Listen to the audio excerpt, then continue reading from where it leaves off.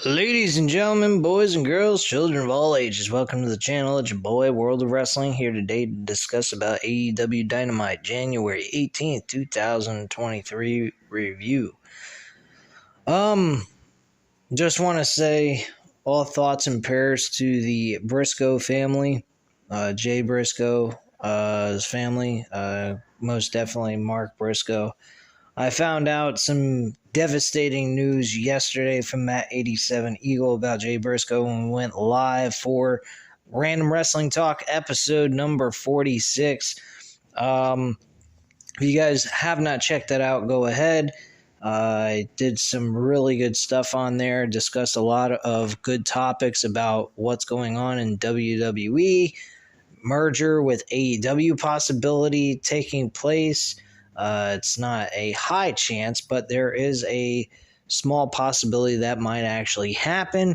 So if you guys are at all interested in Random Wrestling Talk series, go ahead and take a look at it. It's generally about an hour long. Episode number 46 is the most recent episode I've done, so go ahead and take a look at that. Anyway, guys, getting into this review.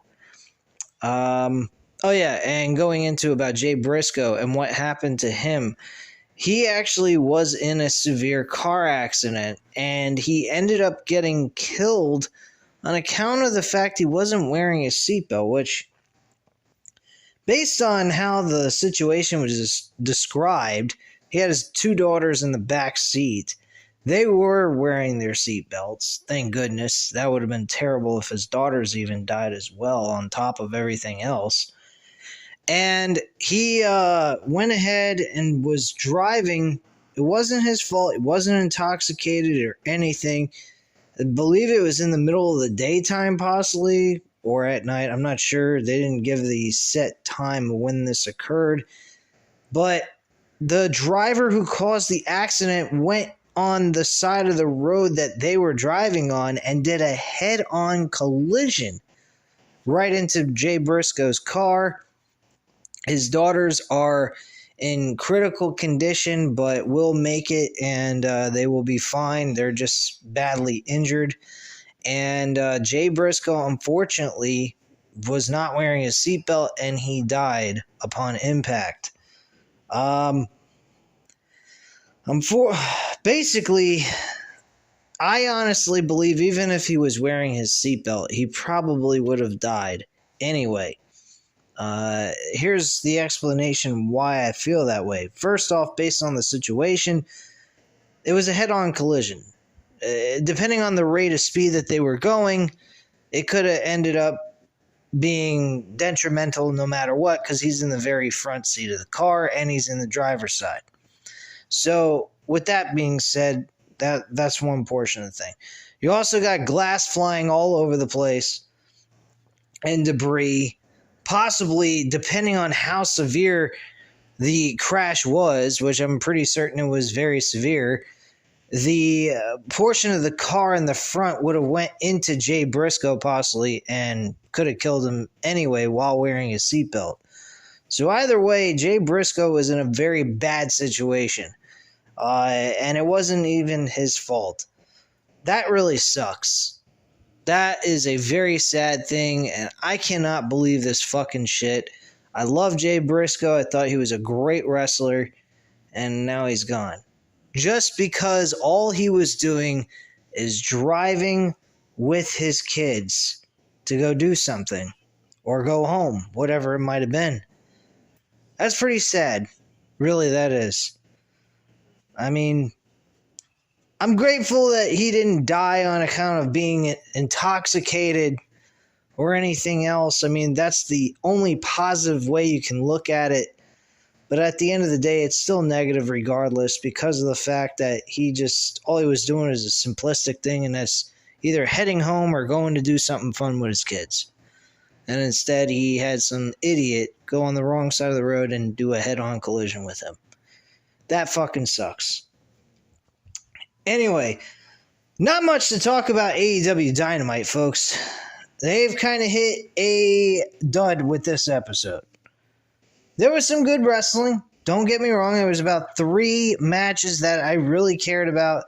The rest of it meant nothing. I didn't particularly care so much about it.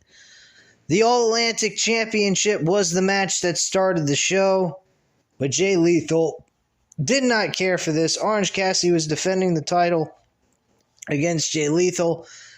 Match was par. It was okay.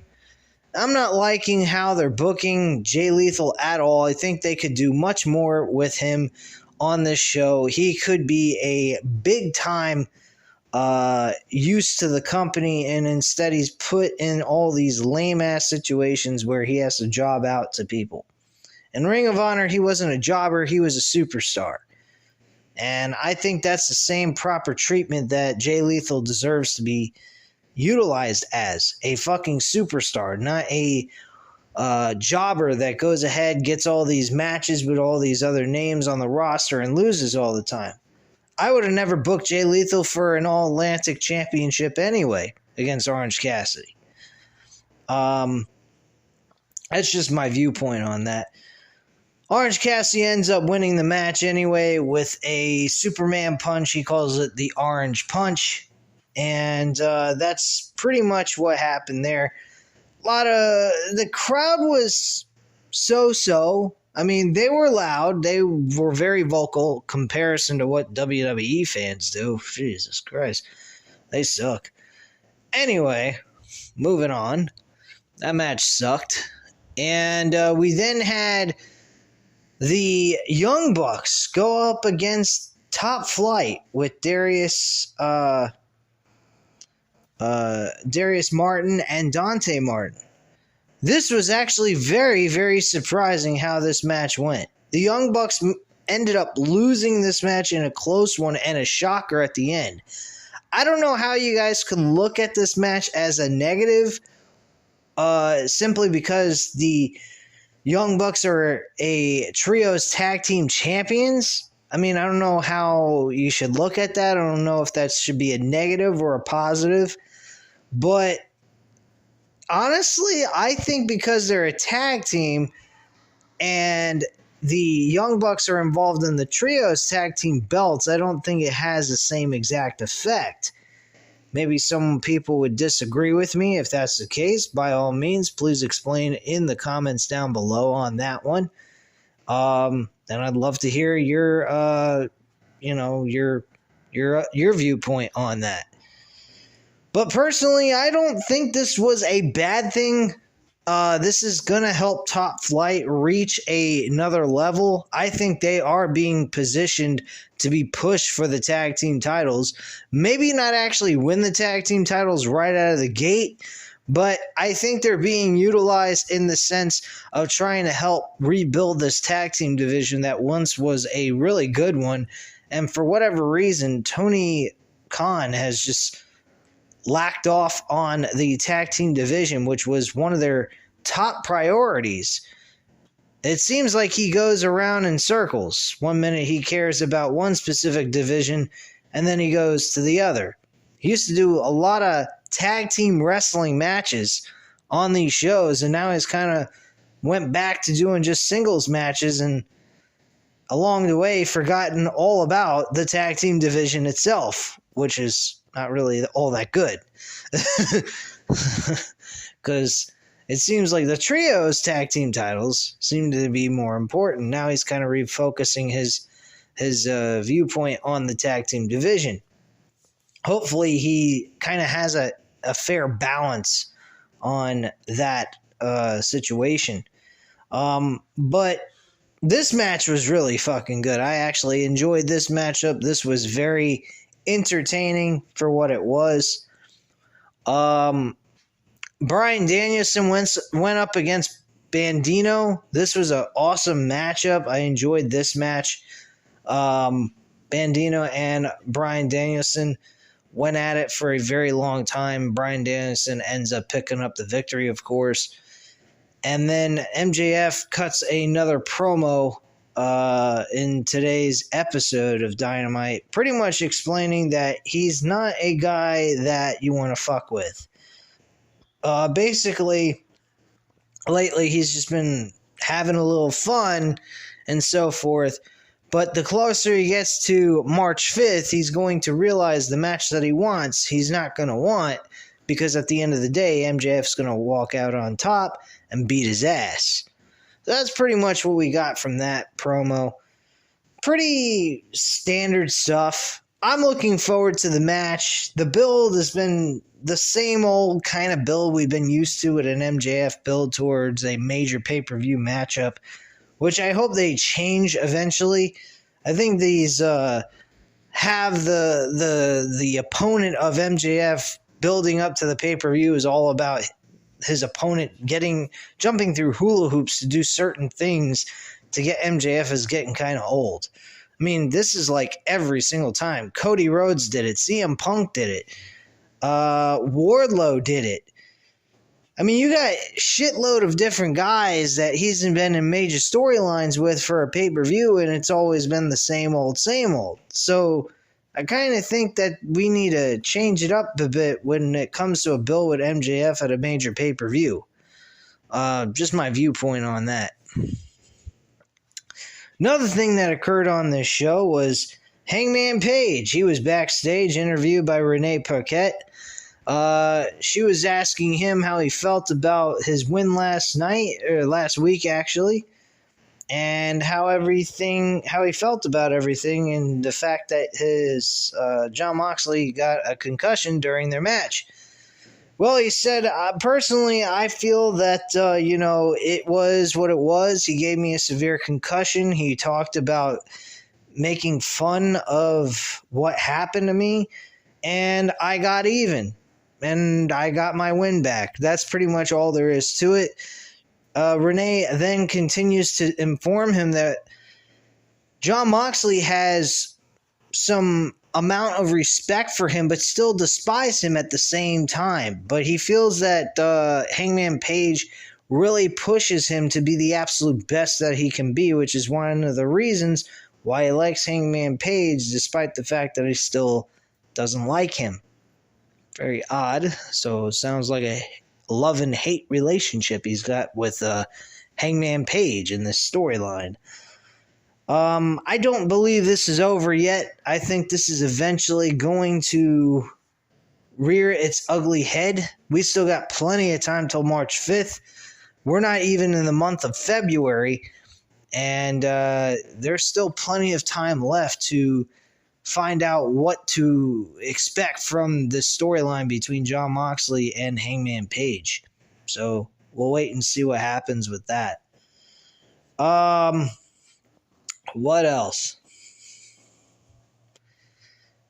We had Willow Nightingale go up against Toni Storm in a meaningless fucking singles match. Apparently, Saraya and Toni Storm are now becoming heels. Toni Storm grabbed some tights during the roll-up pinfall and got the victory. I don't know why Saraya and Toni Storm are becoming heels, but this makes absolutely no fucking sense to me. Shit. So, I guess this is going to lead to a 6-women tag team matchup where we have Saraya,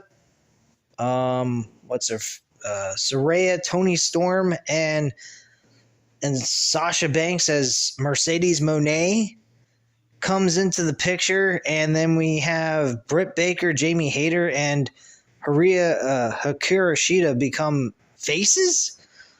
Well, Hikaru Shida is actually a face already, so Britt Baker and Jamie Hayter become faces at this point? Very interesting. I mean, Mercedes Moné came in as a heel on New Japan Wrestling, so I mean, at the end of the day, it could make some possible sense to do it that way. So I guess, yeah, Saraya and Toni Storm, you can consider them now as heels because Nightingale is not exactly a heel-like person or character on this show. So, yeah. We had the TNT Championship with Darby Allin going up against, trying to remember his fucking name, Kushida. Yeah. Kushida back on major TV. The last time we saw him on any major programming was in NXT, where he was getting kicked out of the company because good old Vince McMahon decided it was time for him to peddle his papers elsewhere. Thank goodness he came to AEW. I don't know if he's officially part of the company or this is a one-time only match that he took part in. So, yeah. This match was very good, actually. This was a good main event. This was actually a good way to close out the show. But there is one small issue I have with this entire show. Going over all the matches that occurred, there's really no storyline substance going on here except for the World Heavyweight Championship. We don't see anything from Will Hobbs. Oh yeah, Ricky Starks had a match with Jake Hager. That was a decent matchup as well. I thought that was okay, but the bill with Ricky Starks and Chris Jericho, I don't know where they're trying to go with this exactly. I don't think it's terrible, but they kind of need to move it into the next gear, I think. They closed up with Jake Hager losing to Ricky Starks here tonight. So next week, I kind of hope we see a little bit more substance to this storyline, personally. And that's pretty much what I feel about that. I think that and the World Championship matchup are about the only things really of any kind of substance right now being built into this pay-per-view. I think we should see a little bit more, push for more storylines to start coming out for the build for the pay-per-view. Because, let's be honest, they got all this time. Why are they slacking off on trying to build a story for all these other matches that they're going to have on the card? Make the pay-per-view feel important. I'm not seeing any of that right now outside of two matches, and that's with Ricky Starks with the JAS Society and with MJF and Bryan Danielson, which is pretty much the same simplistic storyline they've used with MJF before. So honestly, guys, I'm not seeing a whole lot of anything going into this episode here. Last week was fantastic. The other episodes before that were very good. But this one kind of was a dud. I don't know what happened. I guess it's because of what happened with Jay Brisco. Maybe they felt they didn't want to do so much with something that was so horrific that happened to Jay Brisco. I'm not sure. I really can't say one way or another, but it did feel a little bit flat to me. I think the episode was not given the same kind of push that we have seen the last couple of episodes. So it was a little bit disappointing, I think. But then again, they're not going to have a great episode every single week. Was there good wrestling on this show? Absolutely. I don't think there's anything to complain about when it came to the wrestling so much. But there wasn't really a whole lot of storyline production taking place towards this pay-per-view. So I think that was a major issue I had with this episode. Other than that, wrestling was very decent, but it did not feel like the other episodes we've seen before. I was kind of hoping we'd see some more storyline progression. And unfortunately, we didn't get a whole lot of that at all. Hopefully next week they'll make a change on that. I'm going to give them a pass this week because of what happened with Jay Brisco. I think that was a sudden incident that happened. He was technically part of the AEW/Ring of Honor family and roster, so him being gone and them losing a professional wrestler to an unfortunate accident, I think is noteworthy of me giving them a pass for this week because, I mean, that was tragic as fuck. But anyway, guys, that's really all I have to say here today. I thank you very much for tuning in. If you enjoyed this video, don't be shy. Go ahead and hit that like button. If you're not already subscribed to the channel, go ahead and subscribe to the channel. And leave a comment down below. I'll definitely get back to you on that. I thank you guys very much for watching, and I hope you have a great night, guys. Bye.